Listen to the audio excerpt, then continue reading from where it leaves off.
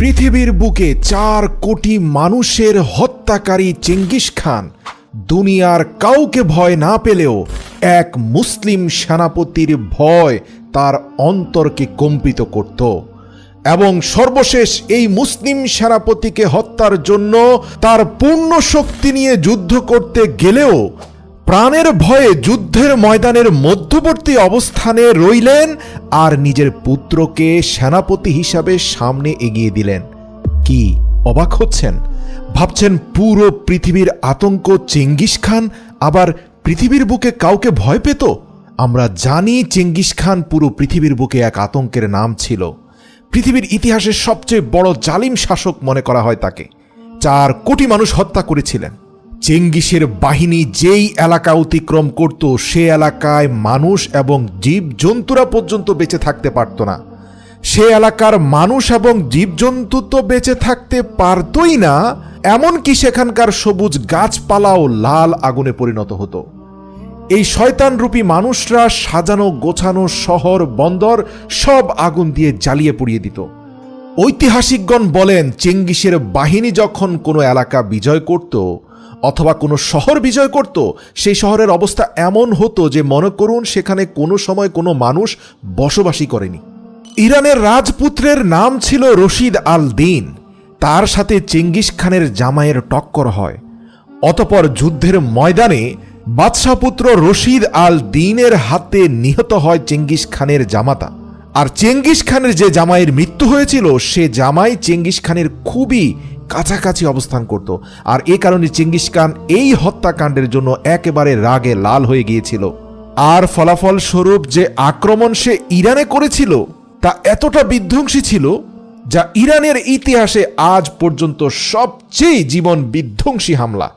সবচেয়ে বীভৎস দৃশ্য ছিল প্রত্যেকটা পুরুষ মানুষকে হত্যার পর তাদের মস্তিষ্ককে গর্দান থেকে কেটে আলাদা করে উঁচু মিনারের প্রাচীর বানিয়েছিল, যেই প্রাচীরের প্রত্যেকটি ইট ছিল এক একটি মানুষের মাথা। ভাবতে পারেন কত নৃশংস। হ্যাঁ, দুপুরের উজ্জ্বল সূর্যটা যেমন সন্ধ্যায় রক্তিম লাল হয়ে যায়, ঠিক একইভাবে এক মুসলিম সেনাপতির কাছে বাঘের মতো চেঙ্গিস খানও বিড়াল হয়ে গিয়েছিল। তার নাম জানেন তো? হ্যাঁ, সেই জালালউদ্দিন খাওয়ারেজিম শাহ, যাকে মুসলিম বিশ্বের বাঘ বলা হয়, যার হুঙ্কারের আওয়াজ চেঙ্গিস খানের কানে আতঙ্কের দামামা হয়ে বাজত। চেঙ্গিস খান তার নিজের জীবনীতে লিখে গিয়েছেন, এই পুরো পৃথিবীর বুকে আমার প্রতিপক্ষ হিসাবে আমি একজনকে পেয়েছি যার নাম খাওয়ারেজিম শাহ। এই 25 বছরের যুবককে যতই দেখেছি মনে হয়েছে তার মতো কোনো পুত্র আমার হলে পৃথিবীর বুকে আমি অপ্রতিরোধী হয়ে যেতাম। মূলত ইরানের পর মঙ্গোলদের একটি দল কান্দাহার অবরোধ করলে সুলতান খাওয়ারিজম শাহর বাহিনীর সাথে তাদের ক্ল্যাশ তৈরি হয়। এই যুদ্ধে সুলতান খাওয়ারিজম শাহর হাতে একাই তিনি 1000 মঙ্গলকে কচুকাটা করেছিলেন। কান্দাহার অবরোধ করা একজন মঙ্গল বাহিনীও বেঁচে ছিল না।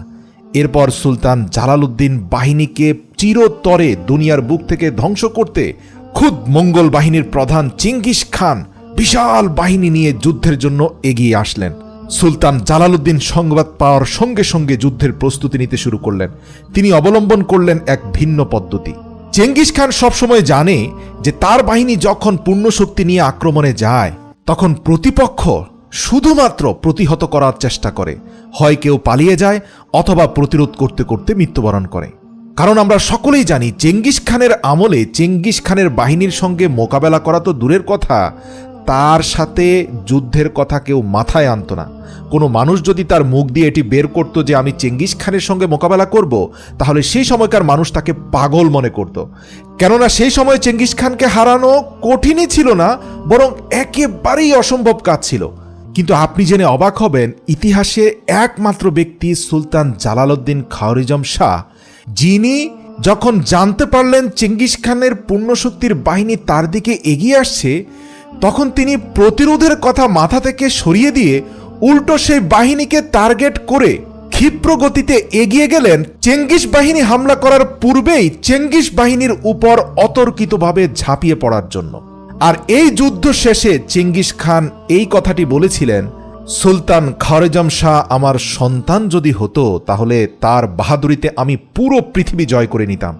তো যাই হোক, চেঙ্গিস খানের পূর্ণ শক্তির বাহিনীর বিরুদ্ধে সুলতান সিদ্ধান্ত নিলেন এবার তারা মঙ্গলদের উপর অতর্কিত হামলা চালাবেন, যেই ঘটনার সাথে মঙ্গলরা আজ পর্যন্ত পরিচিত নয়। তারা জানে সুনির্ধারিত স্থানে পৌঁছানোর পরই তাদের সাথে যুদ্ধ হবে, কেননা তাদের বাহিনীকে হামলা করার মতো দুঃসাহস পৃথিবীতে কখনো কেউ দেখায়নি।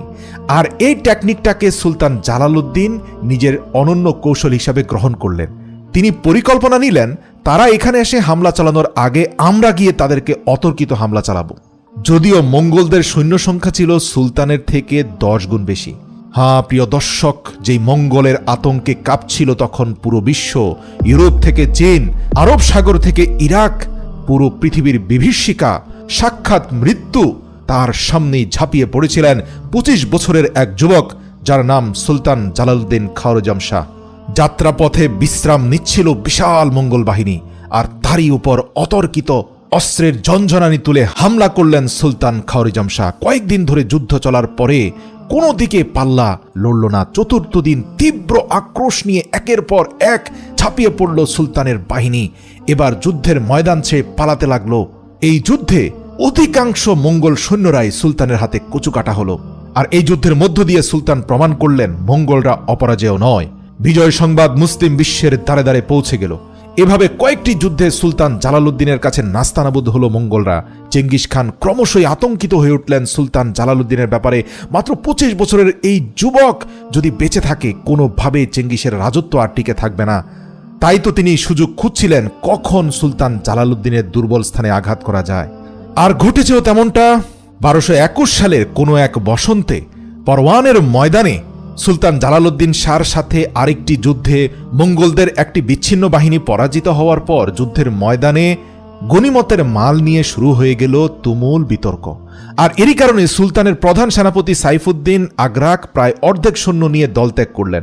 সুলতানের অনুরোধে সাইফুদ্দিন দলে পুনরায় যোগ দিলেও পরের দিন গভীর রাতে তিনি তার বাহিনী নিয়ে মুসলিম শিবির থেকে পালিয়ে যান। এদিকে চেঙ্গিস খান এই খবর পেয়ে যখন জানতে পারল সুলতানের সাথে মাত্র কয়েক হাজার সৈন্য রয়েছে, তখনই চেঙ্গিস খান লক্ষ লক্ষ সৈন্য নিয়ে পূর্ণ শক্তি নিয়ে আবার সুলতানের উপর ঝাঁপিয়ে পড়ল।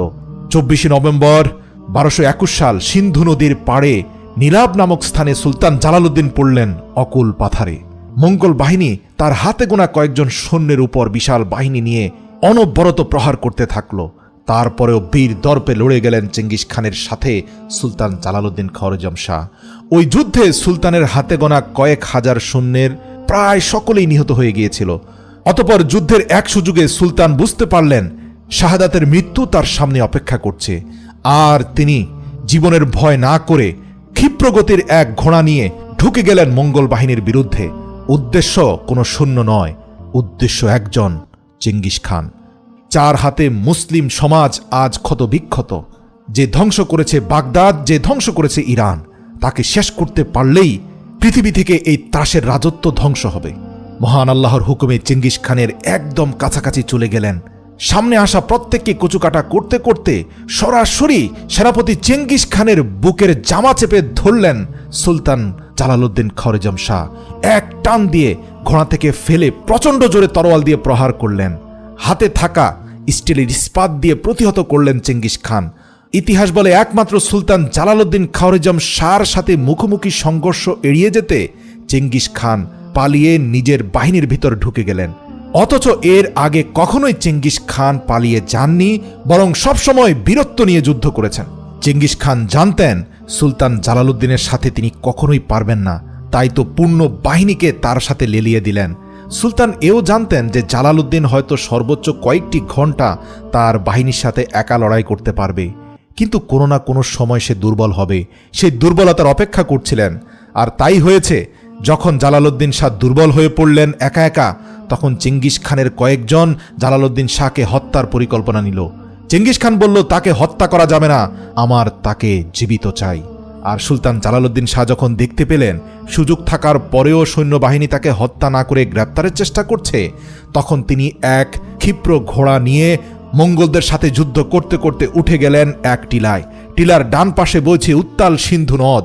প্রায় 180 ফুট উচ্চতা থেকে আচমকা ঘোড়াসহ ঝাঁপ দিলেন উত্তাল সিন্ধুর বুকে।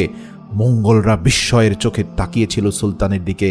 তারা ভাবতেও পারেনি সুলতান হুট করে এমন কাজ করে বসবেন। সাঁতরে তিনি পার হয়ে এলেন খরস্রোতা নদী। ওপারে অবাক বিস্ময়ে তাকিয়ে রইল চেঙ্গিস খান ও তার কয়েক লক্ষ সৈন্য। সুলতান জালালউদ্দিন তখন চেঙ্গিস খানের দিকে তাকিয়ে বিকট শব্দে অট্টহাসি দিলেন। আল্লামা জালালউদ্দিন রুমি বলেন, সুলতান জালালউদ্দিন খাওয়ারিজম শাহ কখনোই অট্টহাসি দিতেন না, কিন্তু জীবনে যে একবার তিনি চেঙ্গিস খানের সামনে অট্টহাসি দিয়েছিলেন তার ভিতরে লুকিয়েছিল প্রচণ্ড ঘৃণা আর তাচ্ছিল্য। সেই হাসির শব্দ সহজেই পৌঁছে গেল নদীর অপর পাড়ে দাঁড়িয়ে থাকা পৃথিবীর সবচেয়ে শক্তিশালী বাহিনীর প্রধান চেঙ্গিস খানের কানে। এই হাসির শব্দ চেঙ্গিস খানের কানে নিজের ব্যর্থতার করুণ সুর হয়ে ধরা দিল। চেঙ্গিস খান তার সমগ্র জীবন জালালউদ্দিনের প্রশংসা করে গিয়েছেন।